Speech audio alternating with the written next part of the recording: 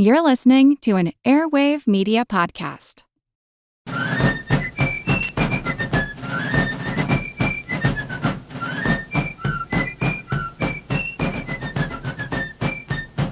Hello, and thank you for joining the American Revolution. Today, Episode 20, The Sugar and Currency Acts of 1764. The end of the 7 Years' War, known in America as the French and Indian War, left Britain in undisputed control of North America east of the Mississippi. Today we're going to step away from the military battles and take a look at the exciting world of 18th century tax policy. Military victories had left Britain awash in debt and with the expenses of controlling and governing many new territories. Raising the necessary funds to pay off the war debt and manage the empire led to a series of policies that probably made great sense to the politicians in London at the time. In hindsight, though, it eventually led to even more conflict and another costly world war. In London, Prime Minister Grenville wanted to increase revenue. The recent war had about doubled Britain's national debt, which was sitting at about 150% of GDP. Interest on the debt alone was substantial and a growing portion of the budget. International lenders already considered Britain a high risk. Even at high interest rates, the government found it increasingly difficult to acquire new loans. Since the British pound was based on gold and silver, the government could not simply print more money as it might today. With the end of the war, military costs would go down, of course. Payments to the German states for military defense would go down, as would subsidies to the colonies to pay for militia. The government could also shrink its army and navy. But even after all those cuts, there was still more work to be done, not only to end the deficits, but to begin reducing the debt itself. British possession of Canada will require a large and expensive standing army in North America to ensure the French population would not attempt to return the territory to France. This would be a major added expense when compared to pre-war expenses. Grenville estimated the cost of maintaining 10,000 soldiers would be about £220,000 sterling a year. This was down from the £350,000 sterling that Parliament was spending on the colonies during the war, but was unsustainable unless the colonies could contribute a substantial amount to help cover the costs. Now, since we're going to be spending some time talking about money and taxes, this might be a good time to go over how money worked in the British Empire at this time. Then, as now, British currency was based on the British pound sterling. At the time, though, a British pound was literally the value of 1 pound of the metal silver. It's a little tricky to convert the value of 1 pound in 1764 to modern US dollars, but a good guide may be that in 2017 today, a pound of silver would cost a little over $250. I've looked at a bunch of attempts to calculate inflation from the 1760s to today. Any such calculation is tricky because you're comparing a wide variety of goods and services whose prices have changed at wildly differing levels. A comparison of wages alone makes no sense since the standard of living for the typical worker has also changed greatly. So with the caveat that others will come up with quite different conversion rates, my best calculations show that 1 British pound sterling in 1764 would be worth about $220 in US dollars today, 2017. And that's not too far off from simply using the value of silver compared to then and today. In 1971, Britain converted to the decimal system, but before that, pennies and shillings were valued very differently against the pound. In the 1760s, a pound was worth 20 shillings, meaning a shilling would be worth about $11 in modern US currency. There were also 12 pence in a shilling, meaning a penny, pence is the plural of penny, back then would be worth about $1 US today. Pence could further be divided into farthings. 4 farthings equals 1 penny, so a farthing was worth the equivalent of about a quarter for the modern American. The symbols for each British denomination are based on Latin monetary terms. The pound symbol, which basically looks like a fancy L, comes from the Latin word libre. The S used for shillings comes from the Latin solidi, and the D used for pence comes from the Latin denari. It might also be helpful to know how much the typical worker back then earned compared to today. Of course, wage data is a little spotty from the era, but studies I've seen indicate that unskilled laborers earned about 12 pence per day for farm labor in England. A craftsman in the building trade earned about 22 pence per day, and work weeks were typically 6 days long, meaning an unskilled laborer could take home a little over £1 per month. In other words, in inflation-adjusted dollars, a common laborer had to work and support a family on less than $3,500 per year.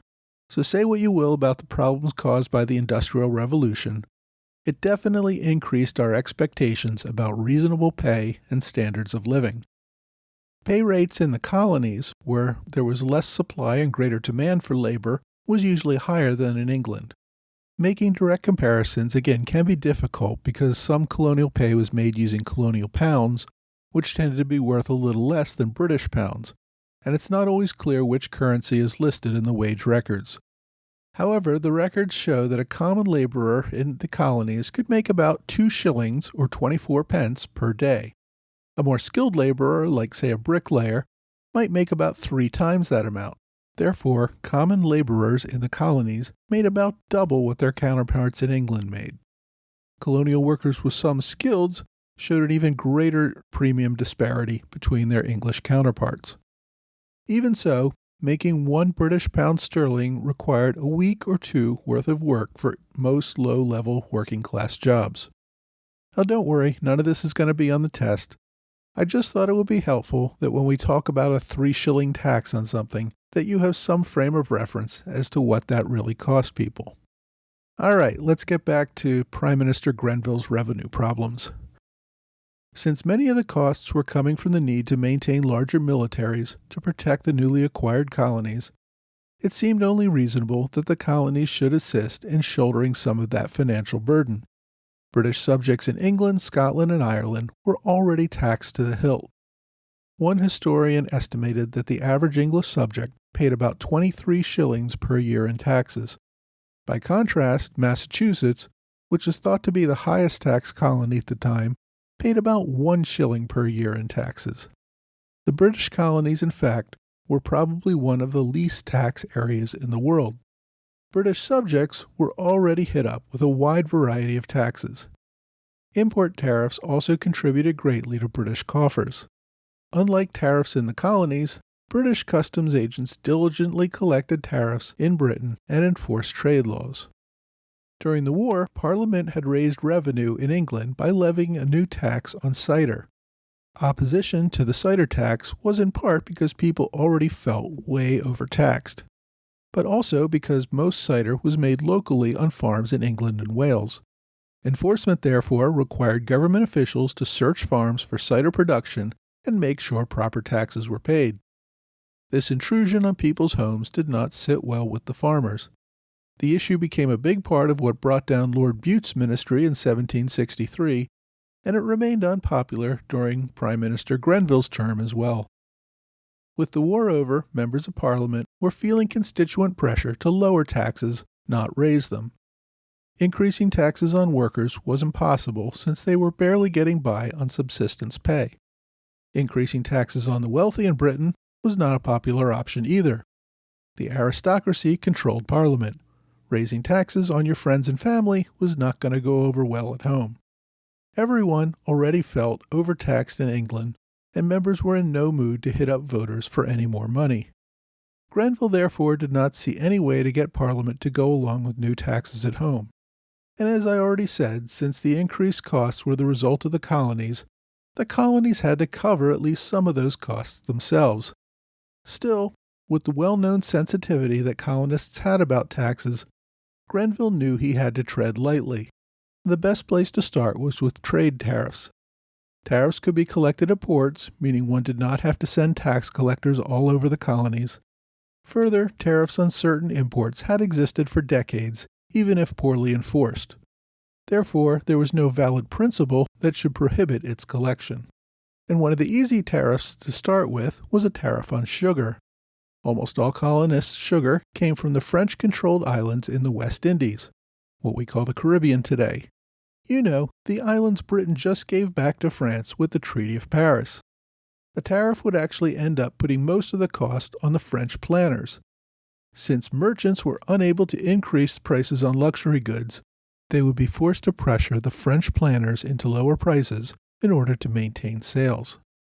Sometimes called the American Duties Act or simply the Revenues Act of 1764, the law, which is commonly known today as the Sugar Act, placed a tax on the importation of sugar, molasses, coffee, Madeira, which is a type of wine, as well as a range of other luxury goods such as silks and textiles. Grenville thought the law would be relatively palatable for several reasons. The main one being that the law actually cut tariff rates. The Navigation Acts of 1733, also called the Molasses Act, had implemented a tax of 6 pence on a gallon of imported rum. The new law cut that in half to 3 pence. Who doesn't like a tax cut? Well, no one really saw it that way because no one actually paid the tax from the Molasses Act. Tariffs under that act only brought in about £1,800 per year with all colonies combined. The rate was prohibitively high and intended to cut off trade with the French colonies. So even at half that rate, the tax was still high. It cost about 14.5 pence to make a gallon of rum, which sold at wholesale for 18 pence. So a 3 pence tax would mean that the rum maker would essentially only break even unless rum prices increased or molasses costs decreased. The existing 6 pence tax meant that a law-abiding rum manufacturer would actually lose money. That's why traders evaded the tax, paying off customs collectors at a lower rate to let the product into the colony. The corruption had become routine, with tax collectors taking a 2 pence payment for each gallon. Therefore, a 3 pence tax would effectively be a 50% increase in taxes. And to make sure the colonists actually paid the tax, the new law also overhauled how it would be collected. First, all disputes would be heard in the British Vice Admiralty courts. In other words, naval officers would judge smuggling or tax evasion accusations, not local juries. The Admiralty courts had always had jurisdiction over such cases for at least the last century. However, it was easy and commonplace to remove the hearing to a local colonial court. Therefore, the merchants always did this, and with the help of popular and persuasive lawyers like James Otis, almost always won their cases in front of sympathetic juries. The new law would also force trials to go to Admiralty courts in Halifax, Canada, meaning one would have to go through the expense and difficulty of travel to face almost certain prospects of the government winning the case. The law also helped customs officials by limiting damages that they might have to pay if they seized a vessel in error. Under the old law, a ship owner could sue customs officials for any mistaken seizure and count on a friendly jury to find against the tax collector. Under the new law, such cases would again go to the Admiralty courts, where customs officials would stand a much better chance of winning.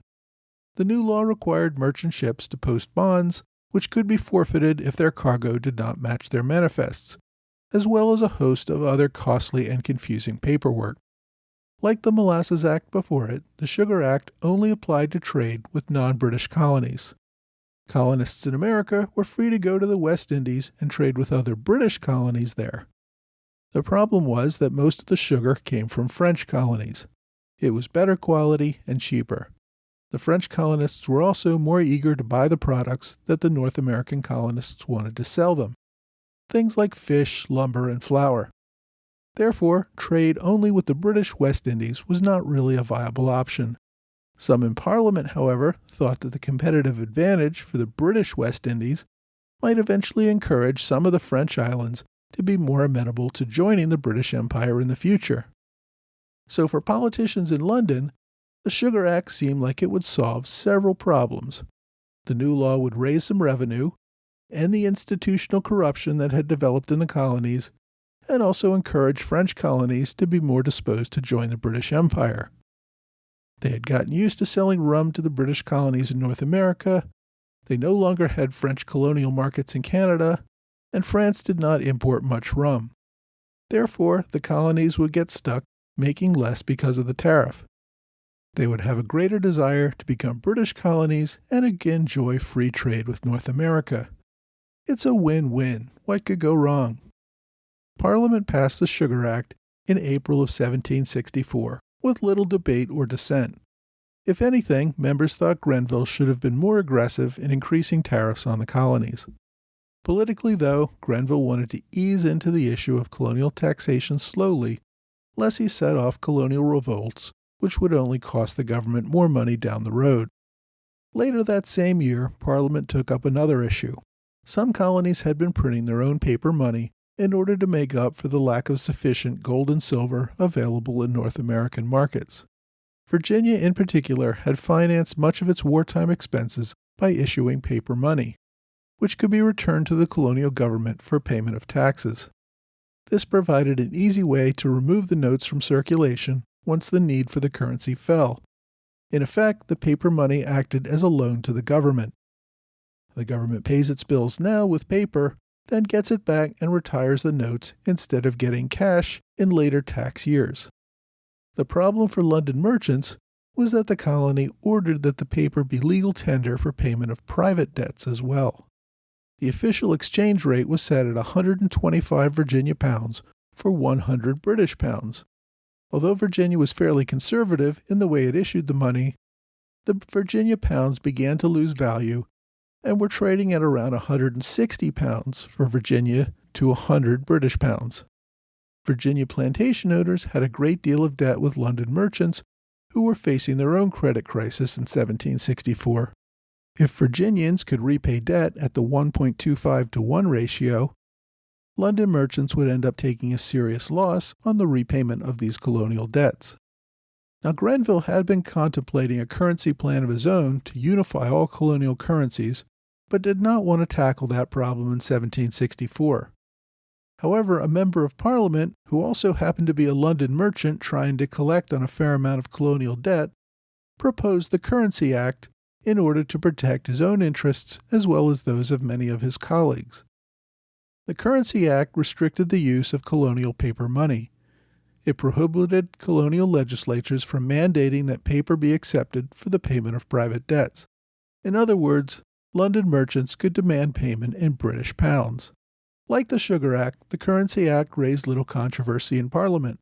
New England was already under similar restrictions, having to use notes that could be exchanged for gold and silver in order to maintain value. The new law targeted Virginia's currency law, which was seen as simply a rip-off for British merchants. Getting paid back in money that was worth the same as was lent seemed perfectly reasonable to everyone in London. Clearly, Grenville was proceeding cautiously and with great thought to his plans. He deliberately withheld plans for a colonial stamp tax in 1764 because he wanted to start slowly with the less controversial tariff policies.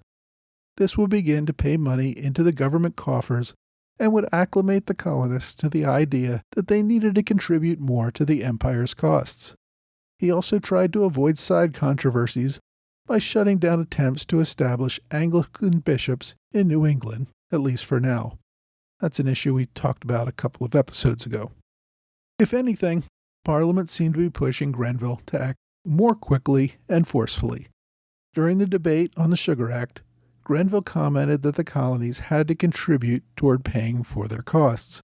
The main response by some members was that the colonies should be paying all of their costs. They needed to become self-sufficient and not a drain on the budget. Parliament pushed the Currency Act on Grenville before he was really ready to act on that. Parliament overall seemed more eager than the Prime Minister to shift to a peacetime economy and get colonial revenues headed in the right direction. Yet, as carefully and slowly as they were moving, it did not seem to occur to anyone in Parliament to involve the colonies in any of these plans. Many of the colonies had agents in London who essentially acted as lobbyists. Colonial royal governors also could have performed an ambassadorial role, providing feedback from colonial legislatures and popular opinion to help shape the policy. Governors certainly provided intelligence on reactions to policies already in place, but did not play any real role in shaping future policy. Parliament considered tax and trade policy to be well within its authority for the entire empire. There seemed to be little dispute on that, at least in London. The colonies, however, had an extremely different view, which would soon become evident. Next week, the colonists express their opinions on the new Acts of Parliament.